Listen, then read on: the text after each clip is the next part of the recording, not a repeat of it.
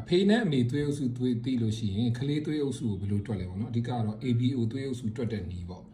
A လား B လား AB လား O လားတွက်တဲ့နည်းအဲ့ဒီဟာကျွန်တော်ခဏခဏလည်းအဲ့ဒီဟာလေးရှင်းပြဘူးတယ်comment တွေမှာလည်းလာပြီးမေးကြတယ်ကျွန်တော်ကရင်တော့ကျတွက်နည်းပြောပြတယ်နမူနာတစ်ခုနှစ်ခုတွက်ပြတယ်ပြီးတော့ကျန်တာကောကိုတွက်လို့ရအောင်ဆိုဘာမှမခတ်ဘူးလွယ်လွယ်လေးအဲ့ဒီအောက်မှာလာမေးတဲ့ခါကျကျွန်တော်ဒီခါကျတော့အသေးစိတ်ပါကျွန်တော်တွက်ပြမယ်နော်အဲ့မှာ ABO သွေးအုပ်စုအဖေမိကနေကလေးကိုတွက်တဲ့အခါမှာနှစ်ချက်အဓိကသိထားရမယ်ပထမတစ်ချက်ကဘာလဲဆိုတော့ဥမာသွေးအုပ်စု A ဆိုပါစို့သူကတကယ်တမ်းကျတော့ A တစ်လုံးနဲ့မဟုတ်ဘူး A + O ဖြစ်တယ် O လေးတစ်လုံးပါတယ်သူမှာအဲ့ဒါကိုအကျဉ်းမြင့်သိထားတယ် B မှာဆိုလို့ရှိရင်လည်း B တစ်မျိုးတည်းမဟုတ်သူမှာ O လေးတစ်လုံးပါတယ်နော်ပြီးတော့ AB ကကျတော့ A တစ်လုံး B တစ်လုံးဖြစ်တယ် O ကကျတော့ O နှလုံးဖြစ်တယ်အဲ့ဒီဟာကိုတော့အကျဉ်းမြင့်သိထားမယ်တစ်ချက်နောက်သိထားမယ်တစ်ချက်ကကျတော့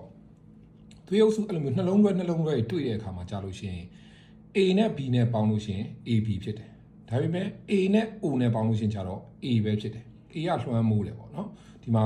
A နဲ့ B နဲ့က dominant ဖြစ်တယ်သူကဘာပဲဖြစ်အမြဲတမ်းအနိုင်ရတယ်လို့သဘောရတယ်နော် O ကကျတော့ဘာနဲ့တွေ့ရှုံးတယ်နော် A နဲ့တွေ့ရင်လည်းရှုံးတယ် B နဲ့တွေ့ရင်လည်းရှုံးတယ်အဲ့ဒါကြောင့်ဒါပေမဲ့ O နဲ့ O နဲ့တွေ့ရင် O ချင်းတွေ့မှသာလျှင်သူကနိုင်တယ်သူက recessive gene လို့ခေါ်တယ်နော် O ပြီးတော့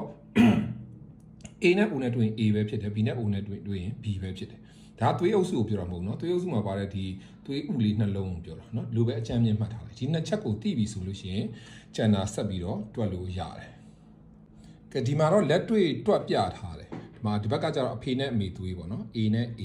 တွေ့ရင်ကလေးဒီဘက်မှာဘာဖြစ်လဲပေါ့နော်ကျွန်တော်ဒီမှာရေးပြထားတယ်ဆိုတော့ဒီမှာတော့ဒါကတော့အကုန်ပဲဒီထက်ကြော်ပြီးတော့ဘာမှမရှိတော့ RH positive တို့ RH negative တို့တော့ရှိရเนาะအဲ့ဒီဟာတော့ထားလိုက်အဓိကကျတော့ ABO အုပ်စုပေါ့နော်အဲ့ဒါကြောင့်အဖေ A အမေ A တွေ့မယ်ဆိုလို့ရှိရင်ကျွန်တော်ပြောထားတယ်ဒီ A က A တစ်လုံးနဲ့မဟုတ်အောက်မှာ O လေးပါတယ်เนาะဒီမှာ O လေးတစ်လုံးပါတယ်ဒီဘက် A မှာလည်း O လေးတစ်လုံးပါတယ်အဲ့တော့ဒီလိုမျိုးချိန်လို့ရတယ် A နဲ့ A နဲ့ပေါင်းတယ်ဒီလိုပေါင်းတယ်အဲ့ဆို A ရမယ် A နဲ့ဒီဘက် A နဲ့ဒီဘက်က O နဲ့ပေါင်းတယ်ဘာရလဲ A ပဲနိုင်တဲ့အတွက်ကြောင့်မလို့ A ပဲရတယ်ဒါပေမဲ့ O အသေးလေးနှလုံးမှာဒီဘက် O နဲ့ဒီဘက် O နဲ့ပေါင်းတဲ့အခါကျတော့ O နှလုံးတွေ့တဲ့အခါကျတော့ O တစ်လုံးရတယ်เนาะဒီဘက် O နဲ့ဒီဘက် A ပြန်ပေါင်းတဲ့အခါကျရင်လည်း A ပဲရတယ်အဲဒါကြောင့် A နှလုံးပေါင်းလို့ရှိရင်ကလေးက A ဖြစ်ခြင်းဖြစ်မယ် O ဖြစ်ခြင်းဖြစ်မယ်เนาะ AB ပေါင်းပြီ AB ပေါင်းဆိုပေါင်းကြည့်အောင်เนาะဒီဘက်က A အကြီးနဲ့ B အကြီးပေါင်းတယ်ဆိုလို့ရှိရင်ဘာထွက်မလဲ AB ထွက်မယ်เนาะပြီးတော့ဒီဘက်ကအရှိက O နဲ့နောက်က B နဲ့ပေါင်းပြီเนาะအဲဒါဆိုလို့ရှိရင် B ထွက်မယ်เนาะပြီးတော့ရှေ့က A နဲ့နောက်က O နဲ့ပေါင်းမယ်เนาะဘာထွက်မလဲ A ပဲနိုင်တဲ့အတွက်ကြောင့်မလို့ A ထွက်မယ်เนาะပြီးတော့ O အသေးနှလုံးပေါင်းမယ်เนาะအဲဒါဆို O ထွက်မယ်အဲဒါကြောင့်အဖေ A အမေ B ဆိုလို့ရှိရင်ထားပြီးတော့အဖေနဲ့အမေက A နဲ့ B ဆိုလို့ရှိရင်ကလေးက၄မျိုးလုံးဖြစ်နိုင်တယ် AB ဖြစ်နိုင်တယ် A သွေးလည်းဖြစ်နိုင်တယ် B သွေးလည်းဖြစ်နိုင်တယ်ပြီးတော့ O သွေးလည်းဖြစ်နိုင်တယ်เนาะဒါတစ်ဖြည်းဖြည်းနားလည်လာပြီเนาะနောက်တစ်မျိုးထပ်တွက်ကြည့်မယ် A နဲ့ AB နဲ့เนาะပြောထားတယ် A မှာ O တစ်လုံးပါတယ် AB ကကြတော့ A တစ်လုံး B တစ်လုံးဒါတော့သိတယ်အဲ့တော့ပေါင်းကြည့်မယ် A ထွက်မယ် A နဲ့ A ပေါင်းရင် A A နဲ့ B ပေါင်းရင် AB B နဲ့ O ပေါင်းလို့ရှိရင် B เนาะ O ကတော့ပေါင်းစရာမရှိဘူးလေ O နှလုံးပေါင်းမှ O ရအောင်ဆို O မဖြစ်နိုင်ဘူးเนาะအဲ့ဒီတိုင်းပဲ A နဲ့ O ပေါင်းရင်တွက်ကြည့်เนาะ A နဲ့ O ပေါင်းပြီဆိုလို့ရှိရင် A နဲ့ O ပေါင်းရင် A ထွက်မယ်ပြီးတော့ O နဲ့ O ပေါင်းလို့ရှိရင် O ထွက်မယ်ဒီဘက်ပြောင်းပြန်ပေါင်းလဲဒါပဲဒီမှာ B မပါလို့ကြောင့် A လည်း AB လည်းဖြစ်နိုင် B လည်းဖြစ်နိုင် B နှလုံးပေါင်းရင်ကြတော့အပေါ်အတိုင်းပဲ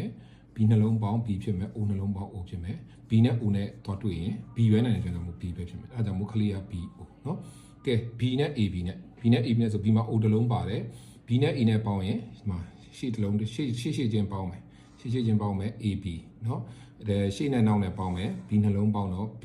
เนาะနောက်နဲ့ရှေ့နဲ့ပေါင်းမယ် O နဲ့ A နဲ့ပေါင်းတော့ A O နဲ့ B နဲ့ပေါင်းတော့ B เนาะဒါပေမဲ့ O ကကြတော့နောက်မှာ O တစ်လုံးမရှိတဲ့ကြောင့်မလို့ဒီမှာ O ကလေးက O မဖြစ်နိုင်ဘူးကဲ B နဲ့ O နဲ့ပေါင်းမယ်เนาะ B နဲ့ O နဲ့ပေါင်းမယ်ဆိုရင် B နဲ့ O နဲ့ပေါင်းမယ် B เนาะ O နဲ့ O နဲ့ပေါင်းမယ် O เนาะအဲ့လိုမျိုးထွက်တယ်เนาะရှင်းပြီเนาะအဲ့ဒါဆိုရင်တော့ဒီမှာ AB ချင်း AB ချင်းတွေ့ပြီ AB ချင်း AB ချင်းတွေ့ပြီဆိုတော့ A နဲ့ A နဲ့ပေါင်းရင် A ထွက်မယ်နောက်ရှေ့ A နဲ့နောက် B နဲ့ဆိုရင် AB เนาะနောက် ရှေ့ B နဲ့နောက် A နဲ့ဆိုရင် AB ပြီးတော့ B เนาะ O မထွက်ဘူးเนาะအဲ့တော့ AB နဲ့ O နဲ့ပေါင်းဒီမှာလည်းဒီလိုပဲเนาะ A နဲ့ B နဲ့ပဲထွက်မယ်O နဲ့ O နဲ့ပေါင်းတော့ O ပဲထွက်เสียရှိတယ်တခြားဘာမှထွက်เสียမရှိเนาะဒါတော့ရှင်းသွားပြီဒီထဲမှာတော့အကုန်လုံးပါပြီအဲဒါကြောင့် comment တွေမှာထပ်ပြီးတော့မမေးပါနဲ့တော့ comment တွေတအားမေးတာတွေတအားစက်တိုက်မေးကျွန်တော်ဘယ်လောက်ရှင်းပြထပ်မေးကြ အဲ့တော့ဒါကတော့အရှင်းဆုံးပဲเนาะကိုပေါ့ကိုဒါဒီထဲမှာဒါတွက်ကြည့်တော့ဘလို့မှမတွက်တယ်လို့ရှိရင်လည်းခေါင်းစားခံပြီးတွက်မနေနဲ့ဒီ chat ကြီးကိုမှ screenshot ရိုက်ပြီးတော့အဲ့တိုင်းသာတွက်တော့เนาะ